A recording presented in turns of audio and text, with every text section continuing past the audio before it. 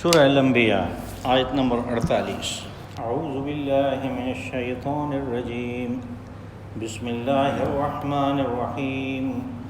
وَلَقَدْ آتَيْنَا مُوسَى وَهَارُونَ الْفُرْقَانَ وَضِيَاءً وَذِكْرًا لِلْمُتَّقِينَ الَّذِينَ يَخْشَوْنَ رَبَّهُمْ بِالْغَيْبِ وَهُمْ مِنَ السَّاعَةِ مُشْفِقُونَ وَهَذَا ذِكْرٌ مُبَارَكٌ أَنزَلْنَاهُ أَفَأَنْتُمْ لَهُ مُنْكِرُونَ وَلَقَدْ آتَيْنَا إِبْرَاهِيمَ رُشْدَهُ مِنْ قَبْلُ وَكُنَّا بِهِ عَالِمِينَ إِذْ قَالَ لِأَبِيهِ وَقَوْمِهِ مَا هَذِهِ التَّمَاثِيلُ الَّتِي أَنْتُمْ لَهَا عَاكِفُونَ قَالُوا وَجَدْنَا آبَاءَنَا لَهَا عَابِدِينَ قَالَ لَقَدْ كُنْتُمْ أَنْتُمْ وَآبَاؤُكُمْ فِي ضَلَالٍ مُبِينٍ قالوا أجئتنا بالحق أم أنت من اللاعبين قال بل ربكم رب السماوات والأرض الذي فطرهن وأنا على ذلكم من الشاهدين وتالله لأكيدن أصنامكم بعد أن تولوا مدبرين فجعلهم جذاذا إلا كبيرا لهم لعلهم إليه يرجعون صدق الله العظيم۔ وَلَقَدْ آتَيْنَا مُوسَى وَهَارُونَ الْفُرْقَانَ وَضِيَاءً وَذِكْرًا لِلْمُتَّقِينَ، اور تحقیق ہم نے عطا کی حضرت موسیٰ علیہ السلام اور حضرت ہارون کو وہ کتاب کہ جو حق و باطل کے درمیان کسوٹی کا کام دیتی ہے اور روشنی اس میں، اور وہ خدا ترسوں کے لیے اس میں یاد دہانی ہے۔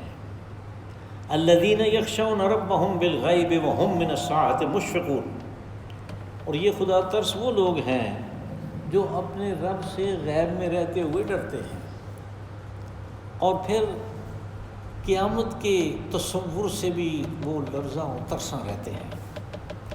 وَهَذَا ذِكْرٌ مُبَارَكٌ أَنزَلْنَاهُ، اور اسی طرح یہ بھی ایک مبارک برکت والی یاد دہانی ہے جسے اتارا گیا آپ کی طرف۔ أَفَأَنْتُمْ لَهُ مُنْكِرُونَ، تو کیا تم لوگ اس کا انکار ہی کرتے رہو گے۔ وَلَقَدْ آتَيْنَا إِبْرَاهِيمَ رُشْدَهُ مِنْ قَبْلُ وَكُنَّا بِهِ عَالِمِينَ، اور تحقیق ہم نے عطا کی حضرت ابراہیم علیہ السلام کو ان کے حساب سے رشد و ہدایت و معرفت اس سے پہلے، اور یہ ہم نے اپنے علم کی بنیاد پہ کیا۔ اذ قال لأبیہ وقومہ ما هذه التماثیل التي انتم لها عاکفون، اور جب ابراہیم علیہ السلام نے اپنے والد اور قوم کے لوگوں سے یہ کہا یہ کیا بت ہیں، تمثیلیں ہیں جن کے حضور تم دھرنا دیے بیٹھے ہو۔ قالوا وجدنا آباءنا لها عابدین، کہنے لگے ہم نے تو اپنے باپ دادوں کو دیکھا کہ انہی کی عبادت کرتے تھے وہ۔ قالوا وجدنا، قال لقد كنتم انتم وآباؤكم في ضلال مبين، حضرت ابراہیم علیہ السلام نے فرمایا کہ واضح بات ہے کہ تم اور تمہارے باپ دادا سب واضح گمراہی میں مبتلا ہو۔ قالوا وجئتنا بالحق ام انت من اللاعبین، وہ کہنے لگے کہ یہ کوئی واقعی سچی بات ہے جو تم سنجیدگی سے کر رہے ہو یا ویسے ہنسی مذاق کر رہے ہو۔ قال بل ربکم رب السماوات والارض الذی فطرہن، حضرت ابراہیم علیہ السلام نے فرمایا کہ تمہارا رب وہ ہے کہ جس نے ان سب کو پیدا کیا۔ وَأَنَا عَلَى ذَلِكُمْ مِنَ الشَّاهِدِينَ، اور میں اسی چیز کی تم سب کو بھی دعوت دیتا ہوں، میں خود بھی اسی کا گواہ ہوں۔ وَتَاللَّهِ لَأَكِيدَنَّ أَصْنَامَكُمْ بَعْدَ أَن تُوَلُّوا مُدْبِرِينَ، اور قسم ہے اللہ کی کہ جب تم لوگ یہاں سے جاؤ گے تو تمہارے آنے سے پہلے میں کوئی نہ کوئی ان کے ساتھ چال چل دوں گا۔ فَجَعَلَهُمْ جُذَاذًا إِلَّا كَبِيرًا لَهُمْ لَعَلَّهُمْ إِلَيْهِ يَرْجِعُونَ، اور پھر حضرت ابراہیم علیہ السلام نے ان بتوں کو ریزہ کر دیا، پاش کر دیا، اور ایک بڑے کو چھوڑ دیا تاکہ وہ اس کی طرف آ کے رجوع کریں کہ ان کے ساتھ یہ کیا معاملہ ہوا۔ پیچھے ایک آیت میں، یہ آیت نمبر 24 ہے، رسول اللہ صلی اللہ علیہ وسلم کی زبان سے یہ کہلوایا گیا کہ ھذا ذکر من معی و ذکر من قبلی، کہ یہ جو قرآن میں پیش کر رہا ہوں یہ کہہ کے کہ یہ وحی ہے، یہ اللہ کی طرف سے آیا ہے، اس میں میرے لوگوں کے لیے بھی یاد دہانی ہے، اور جو پہلے کتابیں اتری اس میں بھی یاد دہانی تھی۔ اب یہ جو لفظ تھا ذکر من قبلی، یعنی رسول اللہ صلی اللہ علیہ وسلم نے پہلے آنے والے رسولوں کا حوالہ دیا کہ ان کے پاس بھی تو کتابیں آئی ہیں، اور پھر یہ دیکھنے کی بات ہے، سمجھنے کی بات ہے، تحقیق کرنے کی بات ہے کہ ان کی تعلیمات اور اس تعلیمات جو اس قرآن میں ہیں ان میں کیا فرق ہے، ان میں کوئی فرق نہیں۔ تو پھر آپ لوگ یعنی مکہ والے حضرت موسیٰ علیہ السلام کو رسول مانتے ہیں اس لیے کہ مدینہ میں یہود ان کو رسول مانتے ہیں، خیبر کے یہود رسول مانتے ہیں، وادی طیبہ کے لوگ یہ کہتے ہیں کہ وہ ہمارے رسول تھے۔ تو جب تعلیمات ایک ہیں اور میں تمہیں کہہ رہا ہوں کہ ان کا منبع ایک ہی ہے، جہاں سے یہ آئی ہیں دونوں کتابیں یہ ایک ہی ہیں، تو پھر اس کے ماننے میں کون سی چیز تمہارے لیے مانے ہو رہی ہے؟ کیا سبب ہے کہ تم اس کو نہیں مان رہے؟ اس چیز کو یعنی ذکر من قبلی کو آگے کی چند آیات میں جو ہمارے 2 یا 3 دروس چلیں گے ان کی وضاحت کی ایک خاص ترتیب کے ساتھ۔ اور سب سے پہلے ذکر حضرت موسیٰ علیہ السلام کا آیا۔ حضرت ہارون ان کے وزیر تھے، ان کے بھائی تھے، ان کی دعا کے نتیجے کے طور پہ وہ ان کی مدد کے لیے اللہ نے ان کو مقرر کیا اور ان کو نبی بنایا۔ تو سب سے پہلے ان کا ذکر اس لیے آیا کہ قرآن حکیم سے پہلے جو کامل ہدایت تھی، جو کامل شریعت تھی، اس وقت کے لحاظ سے وہ تورات تھی۔ تورات میں عقائد کا بیان ہے، توحید ہے۔ تورات میں رسالت کا بیان ہے، اور جو توحید رسالت کے اندر چاہیے اس کا بیان ہے، اور آخرت کا بیان ہے۔ پھر اس میں اور چیزیں بھی ہیں جیسے قرآن پاک میں ہے۔ تو یہ جو باقی چیزیں بنتی ہیں اس کے لیے کہا ذکر، جو لفظ آگے بھی بار بار یعنی 2-3 دفعہ آئے گا، وہ کیا ہے کہ اس میں یاد دہانی ہوتی ہے ان چیزوں کی کہ دیکھو پہلی قوم آئی، اس نے یہ کام کیا، ان کے ساتھ یہ ہوا۔ اب اگر تم بھی وہی کام کرو گے اپنے رسول اور رسول کے اوپر اترنے والی کتاب کے ساتھ، تو تمہارے ساتھ بھی وہی ہوگا۔ اب یہ جو ذکر ہے یعنی یہ جو یاد دہانی ہے سابقہ واقعات کی، اس میں عبرت کے لیے ہے، سارا سبق حاصل کرنے کے لیے ہے کہ تاریخ سے انسان کو سبق حاصل کرنا چاہیے،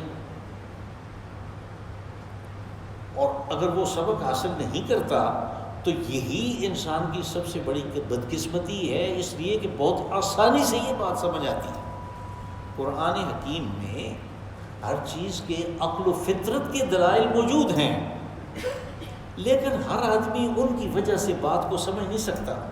جو تاریخی واقعات ہیں، جو اس کے سامنے جو کچھ مشاہدہ ہو رہا ہے، اس سے آسانی سے سمجھ سکتا ہے اگر وہ معاملے کی تہ تک پہنچنے کی کوشش کرے تو۔ جیسے ہمارے سامنے یہ سیلاب کا واقعہ ہے، اب آنے والوں کے لیے یہ ایک عبرت کا سبق ہے، اور ہمارے لیے یہ ایک عبرت کا مشاہدہ ہے کہ ہم اس کو دیکھیں، اور اصل بات جو ہے اس کی تہ تک پہنچے گی وہ کیا ہے کہ اتنا بڑا اجتماعی عذاب آ گیا، وہ کیا بنا ہوا ہے۔ وہ کہہ رہے تھے کہ 3 جگہ سے کٹ لگا دیا منچھر جھیل کو کہ اس کا پانی نیچے ہو، خطرہ ٹل جائے دادو شہر کو اور میڑ کو۔ 3 جگہ سے کٹ لگایا، خطرہ کوئی نہیں ٹلا، وہ پانی اسی طرح۔ مایات اپنی سطح ہموار لگتے ہیں، تو ان کٹ لگانے سے 3 جگہوں سے جو پانی گیا ان سے کم از کم 300 دیہات تو ڈوب گئے، خطرہ بھی باقی ہے، اور باقی بھی سارا کیا بنا ہوا ہے سندھ میں وہ ہمارے سامنے ہے۔ تو اس کے جو اصل حقائق ہیں ان کی طرف پہنچنے کی ضرورت ہے۔ یہ بالکل فروعی بات ہے کہ ہم نے ڈرینیج سسٹم نہیں بنایا، کہ ڈرینیج سسٹم جو ہے، پانی کو راستہ دینے کی جو بات ہے، کہ کس چیز نے روک رکھا تھا؟ ہمارے اعمال نے، ہمارے اعمال نے اس چیز کو روک رکھا تھا۔ اور وہ اعمال کیا تھے؟ کہ جو پیسے ادھر لگنے چاہیے تھے ان کو کرپشن کی نظر کر دیا گیا، اور لوگ دیکھتے رہے۔ یہ نہیں کہ لوگوں کو پتہ نہیں تھا، عوام الناس کے سامنے ہو گزرا سارا کچھ، انہوں نے کچھ نہیں کیا، وہ بھی اس زد میں آ گئے، وہ بھی اس زد میں آ گئے۔ تو یہ جو چیز ہے یہ آنے والوں کے لیے ذکر ہے، ہمارے لیے ایک مشاہدہ ہے کہ ہم اس کو دیکھیں اور بات کی اصل تہ تک پہنچنے کی کوشش کریں۔ یہ چیز ہے جو ان واقعات میں بیان ہوئی۔ کہا کہ ہم نے حضرت موسیٰ علیہ السلام اور حضرت ہارون کو الفرقان دیا۔ فرقان کا لفظ تورات کے لیے استعمال ہوا اور قرآن پاک کے لیے استعمال ہوا۔ فرقان کہتے ہیں جس کا ایک مشتق اردو میں استعمال کرتے ہیں فرق۔ وہ فرق کیا ہوتا ہے؟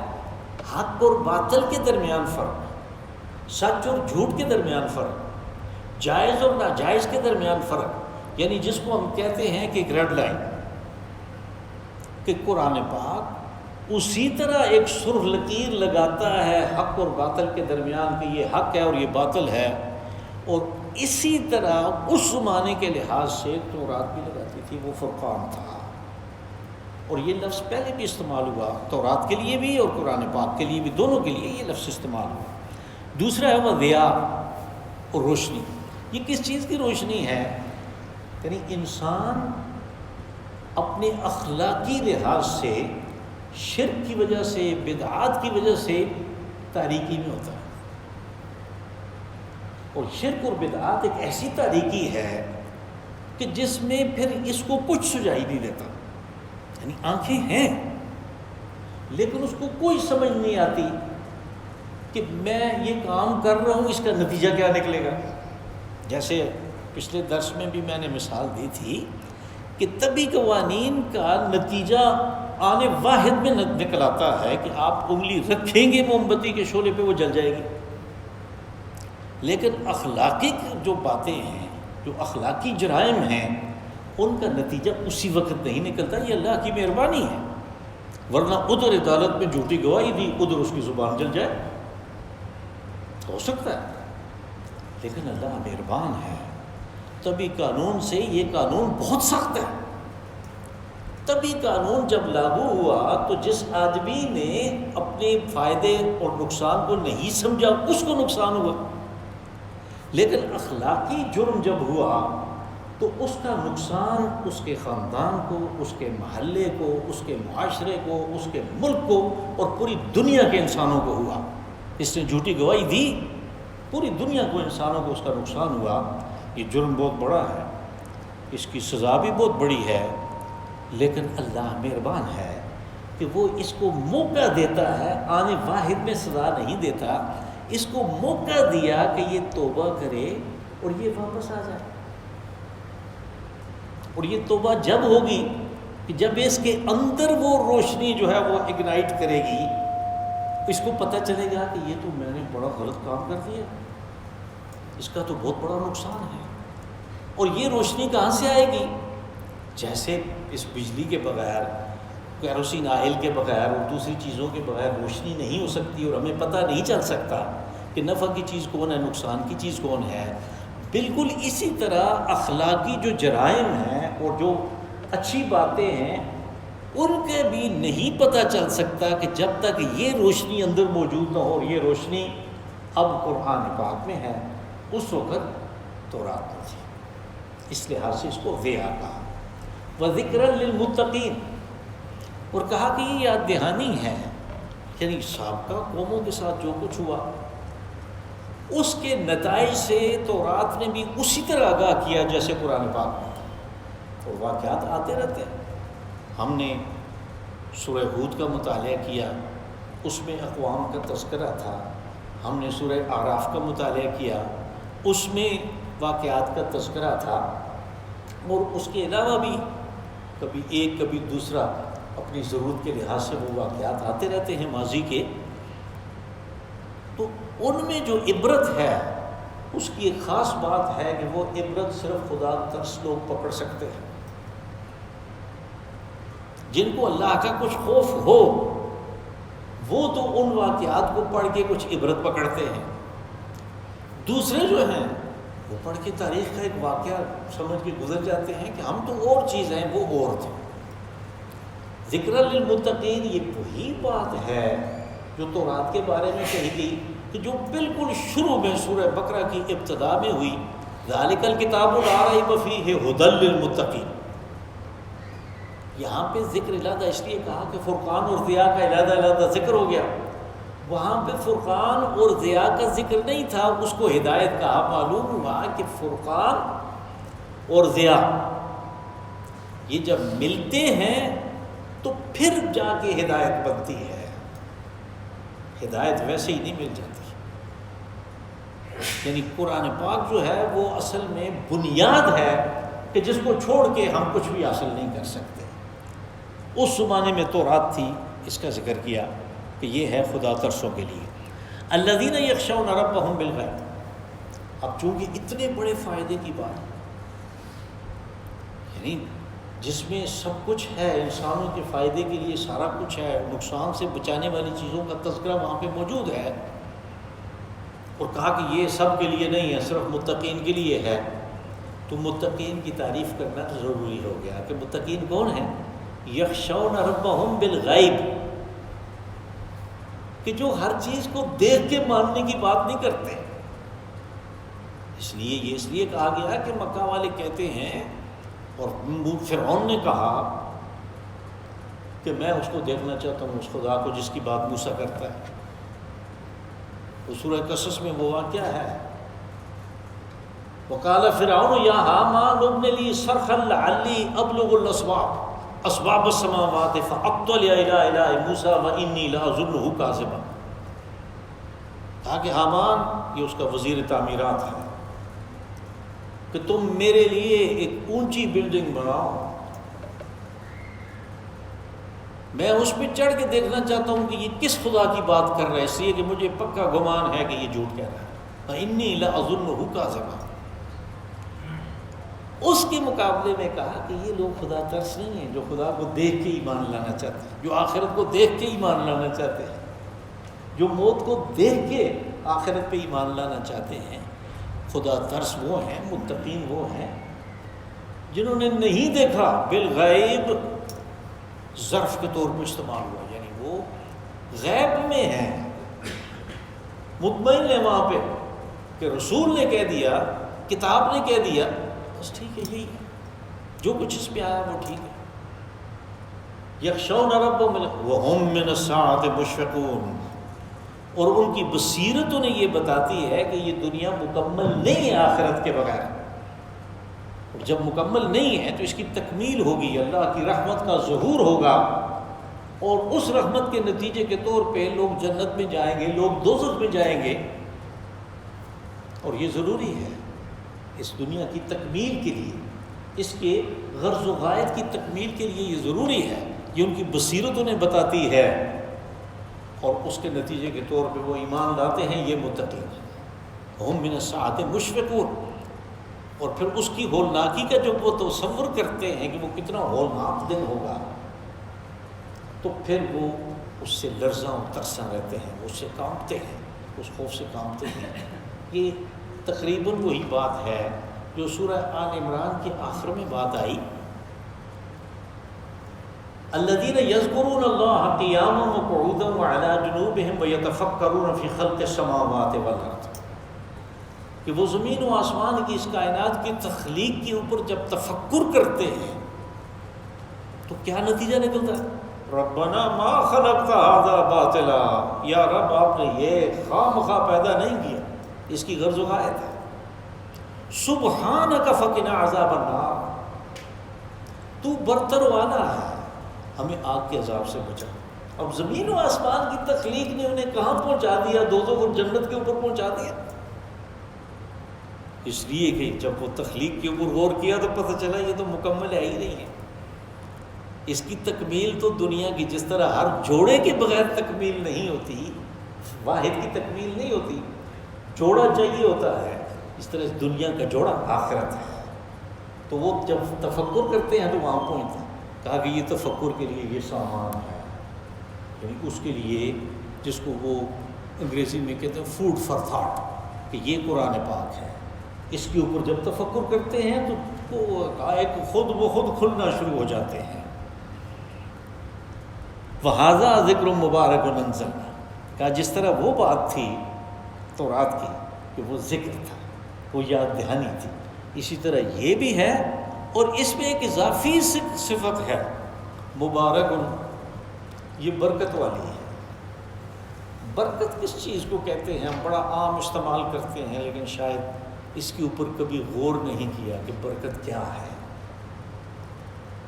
اس کو میں ایک مثال کے ذریعے سے بیان کرتا ہوں کہ ایک آدمی سپورٹ کے پروگرام بناتا ہے کہ آج میں جاؤں گا اور پہلے تو میں نے بچے کی فیس جمع کرنی ہے بینک پہ، اور اس کے بعد میں نے تحصیل جانا ہے، وہاں پٹواری سے مل کے میں نے اپنی فلاں زمین کا فرد نکالنا ہے، اور واپسی پہ میں یہ سودا لے کے اپنے گھر آ جاؤں گا. اور اس نے جیسے سوچا ایسے ہوا، بلکہ جلدی ہو گیا. وہ جب گیا فیس جمع کروانے کے لیے تو بینک والوں نے فوراً پیسے لے کے رسید بنا دی. آگے گیا تو پٹواری صاحب بیٹھے ہوئے تھے، اس کو بھی جلدی تھی، تو اس نے بھی فٹافٹ اس کو فرد بنا کے دے دیا اور یہ سودا لے کے گھر آ گیا. اب اس کے کام دن کے ہو گئے.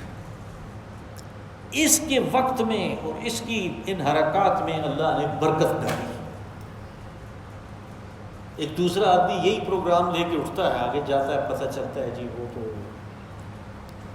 بینک میں تو آج فیس جمع نہیں کر رہے، آج تو وہ جو بوڑھے پینشنر ہیں وہ باہر لائن لگی ہوئی ہے، ان کو ہم وصول کر رہے ہیں اور ان کے ساتھ معاملہ ہو رہا ہے. تھوڑا انتظار کریں ذرا، یہ رش کم ہو تو پھر ہوگا. وہ انتظار کرتے کرتے اس کو 11 بج گئے. گیا تو پتہ چلا پٹواری تو ہے ہی نہیں، وہ دورے پہ چلے گئے ہیں، تحصیلدار صاحب دورے پہ چلے گئے، اور یہ بیچارہ کوئی کام بھی نہیں ہے. اس کے وقت میں اس کی حرکات میں برکت نہیں تھی، وہ برکت ہے، یہ برکت ہے. ھذا ذکر مبارک انزلناہ. کہا یہ بھی یاد دہانی ہے ایک، لیکن اس میں ساتھ یہ بات ہے کہ یہ برکت ہے. اس میں تمہارے امور تمہاری خواہش کے مطابق آسانی سے ہو جائیں گے. تم اپنا وقت اس کو دو، وہ تمہارے وقت میں برکت ڈالے گا، تو تمہارے کام ہوتے جائیں گے. وَھَذَا ذِکْرٌ مُبَارَكٌ أَنزَلْنَاهُ أَفَأَنْتُمْ لَهُ مُنْكِرُونَ. یہ جو افانتم میں ہے یہ استفہام کا ہے، یہ سوال ہے. یہ مکہ والوں سے پوچھا کہ یہ سب کچھ بتا دیا تو کیا اب بھی تم انکار ہی کرتے رہو گے؟ افانتم لہو منکرون. وَلَقَدْ آتَيْنَا إِبْرَاهِيمَ رُشْدَهُ مِنْ قَبْلُ وَكُنَّا بِهِ عَالِمِينَ. کہا کہ ہم نے اس سے پہلے، یعنی اس تورات سے، حضرت موسیٰ علیہ السلام سے پہلے حضرت ابراہیم. موسیٰ علیہ السلام کون ہیں؟ موسیٰ علیہ السلام حضرت ابراہیم علیہ السلام کی چوتھی پشت پر ہیں. تو کہا کہ ان سے پہلے ہم نے ابراہیم کو رشد کہتے ہیں، ہدایت و معرفت، اللہ کی معرفت بھی اس میں شامل ہوتی ہے. اور یہی لفظ ہے کہ جس سے ہم نے مرشد لیا، یعنی جو ہدایت و معرفت کے لیے سبب بنتا ہے وہ مرشد ہے. رشد ہو، یہ جو ضمیر ہے رشد ہو، یہ حضرت ابراہیم علیہ السلام کی طرف، اور اس میں بڑے معنی ہیں. کہا کہ ہم نے ابراہیم کو جو ہدایت و معرفت دی تھی وہ اس کے ظرف کے مطابق دی، رشد ہو، اس کے ظرف کے مطابق. اور حضرت ابراہیم علیہ السلام کا ظرف رشد و ہدایت کے لیے بہت بڑا تھا. اس کا تذکرہ قرآن پاک میں جگہ جگہ ہے، اور ایک جگہ پہ اس کو سمیٹ کے اکٹھا کر دیا، وَإِذِ ابْتَلَىٰ إِبْرَاهِيمَ رَبُّهُ بِكَلِمَاتٍ فَأَتَمَّهُنَّ. کہ ہم نے جب ابراہیم کو آزمائش میں ڈالا چند باتوں میں تو وہ کامیاب ہوا، اس نے جو کہا وہ کر دیا. اس کے نتیجے میں کہا إِنِّي جَاعِلُكَ لِلنَّاسِ إِمَامًا، کہ میں پوری دنیا کے لوگوں کا تمہیں پیشوا بنا دوں گا. یہ وہ ہے رشدہ، ان کے ظرف کے مطابق ہم نے اس کو ہدایت و معرفت عطا کی تھی. وَكُنَّا بِهِ عَالِمِينَ، اس کو بہت زیادہ، اس کے نصیبے میں بہت زیادہ وہ چیز تھی، اس کے ظرف کے مطابق تھی، لیکن یہ ویسے ہی نہیں تھی، بلکہ ہم نے یہ اپنے علم کی بنیاد پہ، یعنی ہمیں پتہ تھا کہ وہ کس قسم کا آدمی ہے.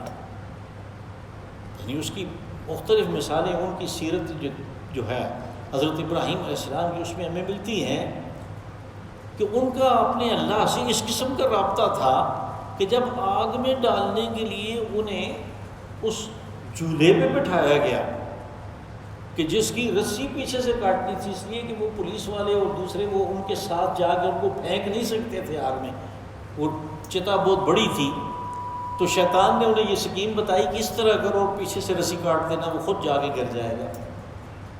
اس وقت جب وہ ان کو وہ لارے دے رہے تھے تو جبرائیل امین آئے اور انہوں نے کہا کہ جیسے آپ حکم کریں، اس کو ٹھنڈا کرنا ہے، ان کو کچھ کرنا ہے، جیسے آپ حکم کریں.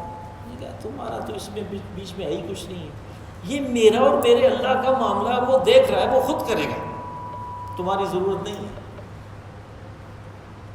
رشدہ، یعنی اس کے ظرف کے مطابق ہم نے اس کو ہدایت دی تھی. تو یہ اور اسی طرح کی اور باتیں ہیں ان کی جن میں انہوں نے اپنی یعنی وہ ضمیر جو ہے اس کا جو ظرف ہے اس کو ظاہر کیا، پرکھا اس کو. کنا بہ عالمین، کہا ہم اس بات کو جانتے تھے کہ اس کو کس درجے کی ہدایت دینی ہے. اذ قال لأبیہ وقومہ ما هذه التماثیل التي انتم لها عاکفون. اب جس وقت انہوں نے اپنے باپ سے اور قوم کے لوگوں سے یہ کہا کہ یہ کیا تماثیل، تمثیل کی جمع ہے، اور تمثیل کہتے ہیں کسی کی یعنی جو ہم تصویر بناتے ہیں جس میں وہ شخصیت کی بالکل طرح وہ نظر آتی ہے. تو بدھ بھی چونکہ ایک تصور تھا کہ یہ فلاں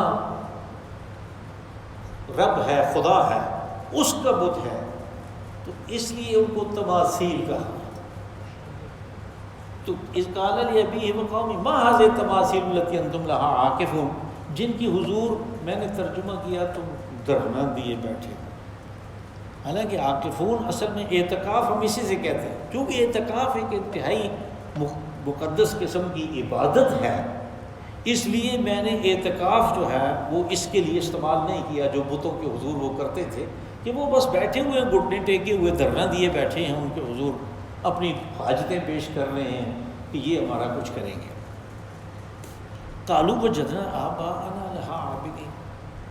سب دنیا کے لوگوں کے پاس اب بھی، پہلے بھی، اس وقت بھی، یہ 6-7 ہزار سال پہلے کی بات ہے، اب بھی یہی بات ہے کہ ہمارے جو باپ دادا تھے وہ یہ کرتے تھے، ہم بھی یہ کریں گے. وہ جو عصبیت اور حمیت ہے باپ دادا کی، وہ بندوں کو عقل سے کام نہیں لینے دیتی. ذرا عقل کو استعمال کریں تو پتہ چلتا ہے کہ وہ غلط ہے. نہیں آپ دیکھیں،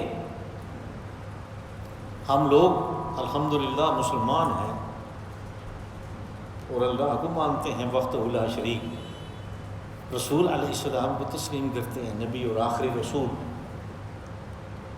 لیکن جب انگریزوں نے یہاں قبضہ کیا، یہ بات جو ہے یہ تاریخ کے اندر موجود ہے، اس ایبٹ کی ڈائری میں موجود ہے، تو انہوں نے کہا کہ ان لوگوں کو پوچھو کہ تم ہمارے انگریزی قانون کے اوپر چلو گے، اسلامی قانون کے اوپر چلو گے، یا کوئی اور ہے تمہارا قانون؟ تو انہوں نے کہا کہ ہم تو اپنے رواج کے اوپر چلیں گے. اس میں یہی لفظ استعمال ہوا ہے ڈائری میں، رواج. رواج کیا ہے؟ وجدنا آباءنا لها عابدین، یعنی جہاں اسلامی قانون کی بات تھی انہوں نے اس کو قبول نہیں کیا. انہوں نے کہا باپ دادا کی جو طریقہ چلا آ رہا ہے، جو ہمارا رواج ہے، ہم اس کے اوپر چلیں گے. اب عقل کو استعمال کریں تو پتہ چلتا ہے کہ باپ دادا زیادہ دانا تھے یا اللہ نے دانائی کی چیزیں بتائی ہیں زیادہ. تو سب دنیا کے لوگوں کا سب سے پہلی جو حجت ہوتی ہے وہ یہی ہوتی ہے کہ باپ دادا یہ کرتے تھے. قال لقد كنتم انتم وآباؤكم فی ضلال مبین. اب کسی کو یہ بات کہنا اور کہنے والا بھی اکیلا ہے. بت گھر کے گھر میں پیدا، بت گھر جو ہے اس گھر میں پیدائش ہوئی اور بت پرست قوم ہے ساری کی ساری، اور بادشاہ وقت بت پرست ہے. وہاں پہ ایک آدمی اٹھ کے کہہ رہا ہے کہ تم اور تمہارے باپ دادا سب گمراہ تھے. ایک وہ آسان بات نہیں ہے، یہ ابراہیم علیہ السلام کر سکتا ہے. لقد کنتم انتم وآباؤکم فی ضلال مبین. تو اب انہوں نے کیا کیا؟ انہوں نے کہا کہ جئتنا بالحق امنت من اللاعبین. یعنی یہ جوانی کی اس الڑ پن میں، اس زور میں تم بات کر رہے ہو، ہنسی مذاق کر رہے ہو، ایک کھیل کود کی بات کر رہے ہو، یا واقعی کچھ سنجیدگی سے بالحق، یعنی تم سنجیدگی سے یہ بات کہہ رہے ہو یا ہنسی مذاق کر رہے ہو ہمارے ساتھ؟ اس لیے کہ انہیں اس بات پہ یقین نہیں آتا تھا کہ کوئی ایک آدمی اٹھ کے یہ کہہ سکتا ہے کہ تم بھی، تمہارے باپ دادا بھی گمراہی میں تھے. تو انہوں نے مزید اپنا جو لوگ سننے والے تھے، جو سامعین تھے، انہوں نے کہا کہ یہ کیا کہہ رہے ہو تم کو، کہیں ایسے نہ ہو کہ ٹھٹھا مخول کر رہے ہو. قال بل ربکم رب السماوات والارض الذی فطرہم. حضرت ابراہیم علیہ السلام نے دعوت کا ایک قدم اور آگے بڑھایا. یعنی لا تو انہوں نے کہہ دیا کہ تم اور تمہارے باپ دادا گمراہی میں تھے، یہ معبود نہیں ہے، جدو تم نے دھرنا دیا ہوا ہے یہ تمہاری کوئی حاجت پوری نہیں کر سکتے. لا کہہ دیا.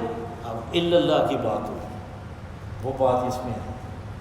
بل ربکم رب السماوات والارض الذی فطرہم، کہ تمہارا رب تمہاری حاجات کو سننے والا، تمہارے سارے کام بنانے والا جو ہے وہ رب ہے جس نے ان کو پیدا کیا. یہ جو بت شد ہے، اللہ نے تو ان کو پیدا نہیں کیا، وہ تو انہوں نے خود گھڑ کے بنایا. یا وہی بات ہے جو قرآن پاک میں بار بار آتی ہے کہ ہم نے تمہیں جہاز بنا کے دیا، بحری جہاز بنائے جنہیں لے کر تم سمندروں میں باغے دوڑتے پھرتے ہو. حالانکہ وہ تو لوگوں نے بنایا. بھائی لوگوں کو جہاز بنانے کے لیے مٹیریل، اس کو ڈیزائن کرنے کے لیے دماغی صلاحیت، اس کے لیے جو مختلف کیلکولیشن ہیں وہ کس طرح کی جائیں گی، یہ سارا کچھ اللہ نے سکھایا، کہا میں نے بنایا ہے. تو وہ بت بنانے کی کہ اس کی کیسی شکل بنانی ہے، یہ ترکیب بھی تو وہ سارا مٹیریل جو ہے وہ اللہ نے دیا. تو کہا کہ جس نے ان کو پیدا کیا وہ ان کا رب ہے، یہ رب نہیں ہے. وَأَنَا عَلَىٰ ذَلِكُم مِّنَ الشَّاهِدِينَ.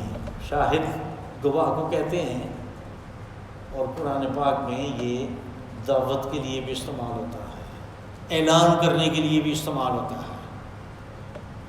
تو کہا کہ میں یہ بات ویسے ہی نہیں کہہ رہا، میں اس کے اوپر خود گواہ ہوں، میں اس کا اعلان کرتا ہوں کہ معبود صرف ایک ہے.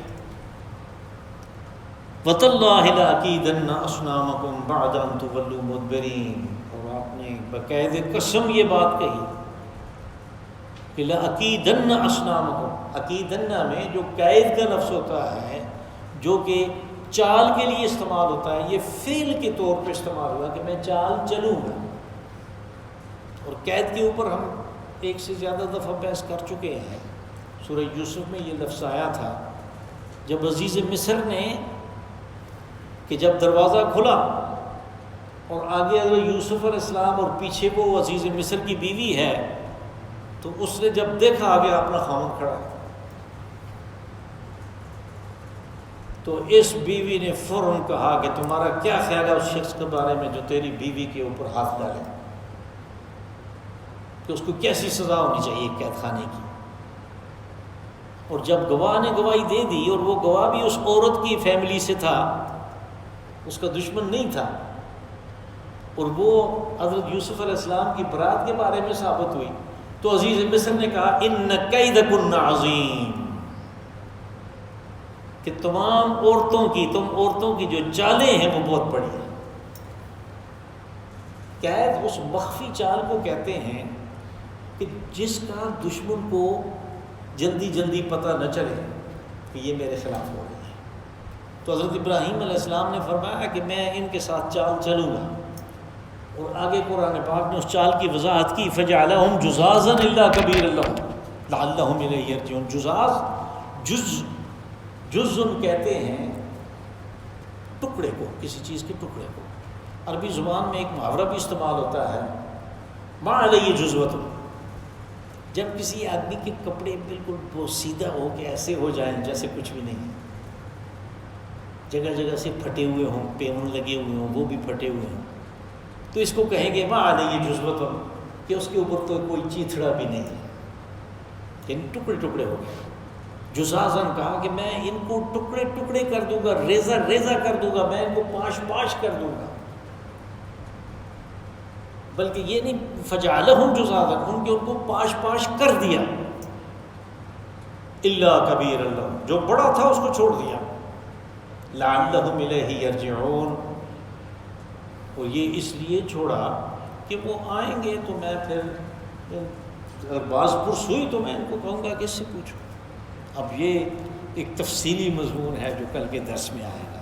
اللہم صلی وسلم وبارک وانعم علی عبدک ورسولک ونبیک محمد صاحب المقام المحمود والحوض